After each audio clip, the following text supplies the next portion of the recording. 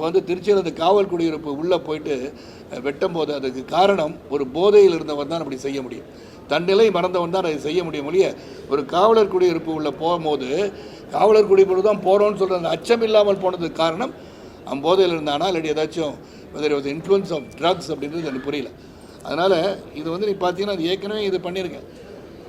இதுக்கு வந்து எல்லாம் உறுதுணையாக இருந்திருந்தாங்கன்னா இன்றைக்கி வந்து எல்லாம் ஒழிச்சிருக்கலாம். இதுதான் எல்லாருடைய இதுவும் போட்டிருக்காங்க. ஸோ மதுவை ஒழிப்போம் அப்படின்னு சொல்லும் போது we have to take severe action. ஏன்னா எதை பாதிக்குது, இளைய தலைமுறை சாதாரண இடத்துல எல்லாமே கிடைக்குதுன்னு சொல்கிறாங்க. ஆகவே போதை வந்து இந்த மாதிரி வன்முறையை தூண்டுகிறதா அப்படின்னு பார்க்க வேண்டியிருக்கு. அதனால தான் ஆதவர்ஜன் கூட சொல்கிறாரு, அவரும் வன்முறையை தூண்டுறாருல, இதுதான் உங்களுக்கு நல்ல செய்தி. வந்து தொட்டு பாருன்றாரு. யார் தொட போகிறா, என்ன பண்ண போகிறா? What are you talking? Talk politics, talk about people. What is your plan for the future of the people? மக்களுக்கு என்ன செய்ய போகிறோன்னு சொல்கிறத விட்டுட்டு எங்கள் தலைவன் வந்து தொட்டுப்பார் அப்படின்னு இன்னும் தொட்டுப்பார் அப்படின்னு சொன்னால் யாரும் வந்து 4 பேர் வந்து அடித்த பிறகு இவங்க திருப்பி அடிப்பாங்களா? இவங்க ட்ரைன் டு சே இவங்களாம் சொல்லுவாங்களா எங்கள் தலைவனை தொட்டுப்பார் இவங்க சொன்னாங்கன்னா முதல்ல இவங்க திட்டுவோம். முதல்ல என்னையான தொட்டு பார்க்க நல்லா தானே போயிட்டுருக்கேன், என்ன போய் தொட்டுப்பாரு எவ்வளோ சேர்ந்து அடிப்பான் அப்புறம் திருப்பி அடிக்கணுமா? அது வன்முறை தூண்டும் செயல். These should be condemned. This is not politics. Talk about your policies. என்ன செய்ய போகிறீங்க, மக்களுக்கு புதிதாக என்ன சொல்ல போகிறீங்க, இதை பேசுகிறது தான் அரசியல். நிறைய பேர் வரணும், அரசியலுக்கு வரணும், நான் வரதான் சொல்கிறேன் எல்லாரையும். Talk sense and sensibility. Don't lead the people astray. சொல்லுங்க.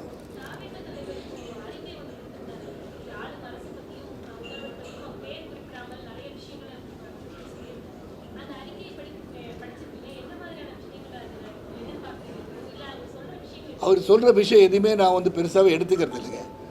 It's just a new party which start is not proved anything. Prove பண்ணுறது 2026 தேர்தல் நின்ன பிறகு ப்ரூவ் பண்ணுறதுக்கு அவரை பற்றி நான் வந்து பத்திரிகை சகோதரர்கள் சொல்கிறேன். Let them all prove themselves, then talk about them. அப்போ நீங்கள் என்ன சார் ப்ரூவ் பண்ணிட்டு வந்து உட்காந்துருக்கீங்கன்னு கேட்டிங்கன்னா, நான் வந்து பொது வாழ்க்கையில் முதல்ல இருந்துகிட்ருக்கேன். கேட்டு பாருங்கள், ரசிகமன்றத்தை நடத்தும் போது எப்படி நடத்தணும், அந்த ரசிகமன்ற காலத்தில் எவ்வளோ பேருக்கு உதவி பண்ணியிருக்கோம், எங்கே வேணால் போய் பாருங்கள். You can also verify, which is not there because social media was not strong at that point of time. அப்போ நான் வந்து இப்போ எல்லாம் நான் இதான் செஞ்சுருக்கேன்னு சொல்லலை. ஸோ நான் வந்தது வந்து பொது வாழ்க்கைக்கு வந்தது பல காரணங்கள் உண்டு. பொது வாழ்க்கைக்கு வர்றது என்னுடைய குடும்ப பாரம்பரியத்தை பார்த்தீங்கன்னா பொது வாழ்க்கையில் இருப்பவர்கள், அரசியல் இருந்திருப்பவர்கள். KTK Thangamani CPI tallest leader in CPI, KTK Thangamani பெரியப்பா தான். சிபா ஆதித்தனார் என் பெரியப்பா தான். கேபி கந்தசாமி மைத்துனர் திராவிட முன்னேற்ற கழகத்தின் அமைச்சராக இருந்திருக்கார். ஸோ என்னை பொறுத்த வரைக்கும் அரசியலில் ஊறி அரசியலை பற்றி தெரிந்து கொண்டு பொது வாழ்க்கையில் ஈடுபட்டு ஒரு இயக்கத்தில் நினைத்து கொண்டு செயல்பட்டவன் நான். அதனால் என்ன நடக்குது, மக்களுக்கு என்ன புதிதாக சொல்ல போகிறோம், what is the requirement of the பீப்புள்ன்றதை கணிக்கணும் முதல்ல. அதை விட்டுட்டு என் தலைவனை தொட்டுப்பார், என்ன பண்ணுறோம் பாரு, கூட இருக்கணும், வெட்டிடுவோம் குத்திடுவோம் பேசுகிறதா அரசியலாக? We talk about policy. மக்கள் வந்து என்ன பண்ணணும், what are we going to tell the new generation that is there. 2025 அதிகமான இளைஞர்கள் நாடு இந்தியான்னு இருக்கும்போது we have to make our country proud. We have to make our country grow. Economically 4வது இடத்துல முதல் இடத்துக்கு எப்படி போகணுன்னு சிந்திக்கணும். அதுக்கான திட்டங்கள் வைத்திருக்கீங்க சொல்கிறது அரசியல். நான் இவனை தொட்டுப்பார் அவனை தொட்டுப்பார் யாரும் தொட முடியுமா வைக்க முடியுமானா என்ன தூண்டுறீங்க? அப்படியா அடிக்க வைப்பாங்க எல்லாரையும்? இது அப்படி ஆள்பட்ட அரசியல் அல்ல. Nobody is attacking anybody. நீங்கள் பேசுகிறது பவள விழாவை பற்றி வந்து தவக தலைவர் கிண்டல் பண்ணுறாரு. அவங்க பாரம்பரியமாக நடத்தியிருக்காங்க, அதையும் கிண்டல் பண்ணுறீங்க. அதனால மக்களுக்கு என்ன? நாளைக்கு வந்து நான் வந்து 70வது வயசு கொண்டாடுறேன், சிறப்பாக கொண்டாடுறேன் அப்படின்னு 70 வயசு கொண்டாடுறது அதே தான் சொல்லுவோம். அப்படி கொண்டாட சொல்ல முடியாது. Talk sense. ஜஸ்ட் பிகாஸ் வந்து எதிர்கட்சி ஒருத்தர் எதுக்கணுன்றதுக்காக கண்டதெல்லாம் சொல்லிட்டு இருக்கக்கூடாது. நியாயத்தை சொல்லணும், உண்மையை சொல்லணும். நீங்கள் என்ன பண்ண போகிறீங்கன்னு சொல்லாத கட்சியை பற்றி நீங்கள் கேள்வி கேட்டுறீங்க. இன்னும் அந்த கேள்வியை கேட்காம அவரை கூப்பிட்டு ஒரு 1000 ப்ரெஸ்ஸை வச்சு பதில் சொல்லுங்கள். Ask him his policies. Let not his party talk about people, instigate violence. அது பண்ணாமல் இருக்கிறது நல்லது நான் நினைக்கிறேன். 70 ஆண்டு பவள விழா கொண்டாடக்கூடிய ஒரு கட்சி இன்னைக்கு ஆரம்பிக்கப்பட்ட தாவேகா பற்றி அவங்க பவள விழாவில் பேசுறது சரின்னு நினைக்கிறேன். ஏன்னா அவர் வந்து அந்த மாதிரி இழிவாக பேசிட்டு இருக்காருல்ல, கையை வச்சு பாருன்றாரு. அப்புறம் இது பத்திரிகையாளராகவே இருந்திருக்கீங்க. நான் பத்திரிகையாளர் தான். இப்பயும் இன்னைக்கு இருக்கக்கூடிய மூத்த பத்திரிகையாளர் ஒருவர் வந்து அவங்க தலைவரை செருப்பால் அடிப்பேன் அப்படின்னு சொல்லும்போது அவங்க ரிப்ளை பண்ணதானே செய்வாங்க. அது சரியாகத்தானே இருக்கும். ரிப்ளை பண்ண தான் செய்வாங்க அப்படின்னு சொன்னால் பல பேர் பேசுகிறாங்க, அவங்க கண்டிக்கவும் செய்கிறாங்கல்ல. ஒருத்தர் பேசிகிட்டு இருக்கார், அவ்வளோமா அவதூறு சேர்ந்து பேசிகிட்டு இருக்கார், ஒருத்தர் பதவி விலக்கம் செய்கிறாங்க, திருப்பி சேர்த்துக்கிறாங்க. இது வந்து அப்பாற்பட்ட ஒரு இட்ஸ் நாட். அதையும் நான் வந்து 100% ரைட்டுன்னு சொல்லலை. Let us improve the political situation scenario. அனைவரும் அரசியலுக்கு வர வேண்டும் சொல்கிற போது அந்த பாடத்தை கற்றுக்கொள்வதற்கு பொலிட்டிக்கல் சயின்ஸ் படித்து வர மாணவனுக்கு நம்ம என்ன சொல்லி தரப்போகிறோம்? Let us leave something behind for them to ஃபாலோங்க. என்னை பொறுத்து அதான் நான் சொல்லுவேன். எனக்கு யாருமே காழ்ப்புணர்ச்சி கிடையாது. ஆனால் எது நியாயமோ அது மட்டும் தான் எனக்கு பேச தெரியும். அட்டாக் பண்ணுறதுக்காக அட்டாக் பண்ணுறோம் நான் கிடையாது. I don't hit below the belt. எனக்கு வந்து நியாயமாக இருந்தால் நியாயம்னு சொல்லுவேன். அது உங்களுக்கு நியாயமாக படாட்டி ஐம் சாரி. என்னை பொறுத்த வரைக்கும் அதுதான். என்னை பொறுத்த வரைக்கும் வந்து என் மகன் வந்து சூப்பர் ஸ்டார் ஆகணும்னு சொல்கிறது தப்புனா எனக்கு வந்து அப்புறம் எனக்கு வந்து உரிமையே கிடையாதா? அது எப்படி அவர் சூப்பர் ஸ்டார் ஆவான்னு கிண்டலாக பண்ணுவோம்? Every father will think the son has to become somebody big. அதுக்கு ஒரு ஸ்டேட்மெண்ட், அது வந்து உடனே இந்த கேள்வி, இவர் இப்படி சொல்லலாமான்னு கேள்வி, அதுக்கு ஒரு பதில். அது அல்ல. பீப்புளுக்கு என்ன பண்ண போகிறோம்? What is that we are going to do for the பீப்புள்ன்றே சொல்ல மாட்டேன்றாங்க இந்த கட்சின்னு. அப்புறம் எப்படி? அப்போ we have to do something. அதுதான் என்னுடைய கருத்து. தேர்தலுக்கு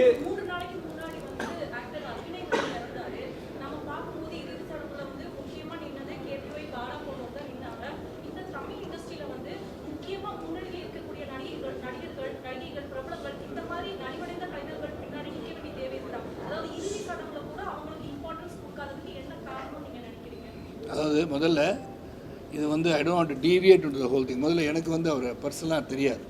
பர்சனலாக தெரியாட்டி வருத்தம் தெரிவிக்கணும் இல்லையா? அப்போ எனக்கு டோட்டலாகவே தெரியாது அவரை. தினமும் வந்து பல பேர் தமிழ்நாட்டிலையும் சரி ஆல் இண்டியா லெவல்லையும் மறந்து ஒவ்வொருத்தருக்கும் நம்ம போய் நேரடியாக சென்று அஞ்சலி செலுத்த முடியாது. வருத்தங்கள், ஆழ்ந்த வருத்தங்கள் எனக்கு இருக்குது. ஆனால் இங்கே நடிகர் சங்கம்னு ஒன்று இருக்கிறது. அப்போ whether was member of the நடிகர் சங்கமாக இருந்தாரா? அப்படி மெம்பராக இல்லாட்டி கூட நடிகர் சங்க கலைஞர் தானே என்று அவங்க முயற்சி எடுத்திருக்கலாம். நீங்கள் வந்து அவங்கள போய் கேட்கணும். என்னை பொறுத்து அதுதான். நான் வந்து நடிகர் சங்கம் இல்லை. நான் வந்து நடிகர் சங்கத்தின் முன்னாள் உறுப்பினர், முன்னாள் தலைவர் வந்து முன்னாள் செயலர், முன்னாள் உறுப்பினர் வந்து இப்போ நான் உறுப்பினரும் கிடையாதுங்க. But I feel for because it been suffering a long time. தெரியாதுல்ல. இப்போ பொன்னம்பலம் உடம்பு சரியில்லைன்னு சொல்லி பொன்னம்பலம் வீட்டிலேருந்து ஃபோன் பண்ணாங்க. பொன்னம்பலம் ஃபோன் பண்ணார். I came to know. I started helping him. இவரை பற்றி எங்களுக்கு தெரியாதுல்ல. தெரிஞ்சவங்க உதவி பண்ணியிருக்காங்க. அப்பயே சொல்லியிருக்கலாம்னு நான் நினைக்கிறேன்.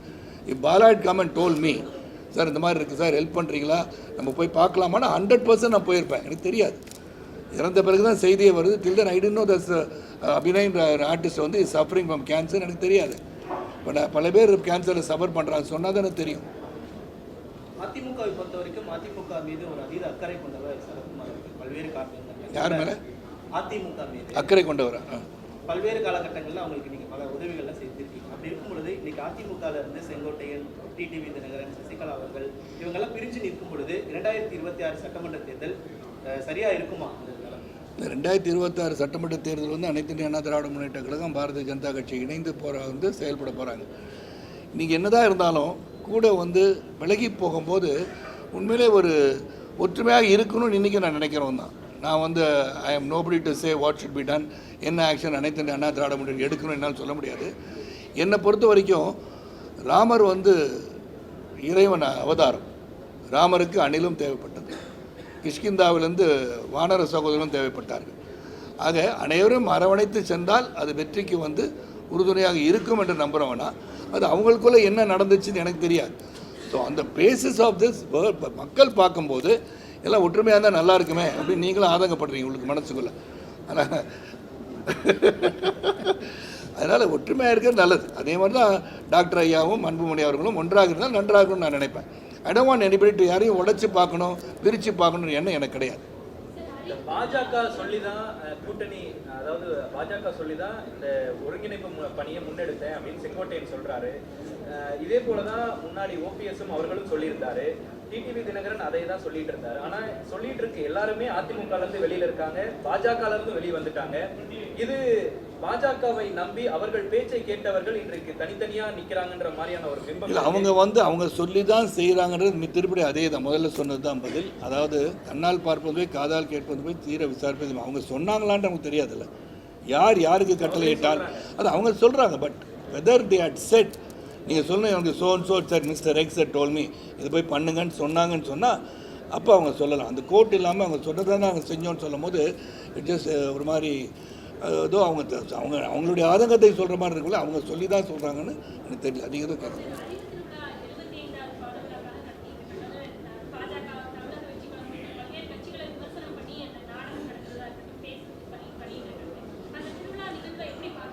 இல்லை, அந்த திருவிழா வந்து அவங்க அரசியல் சார்ந்து பண்ணாமல் அவங்க வந்து மற்றவர்கள் இழிவுபடுத்தும் போல் செய்தால் அது தவறு தான் நான் சொல்லுவேன்.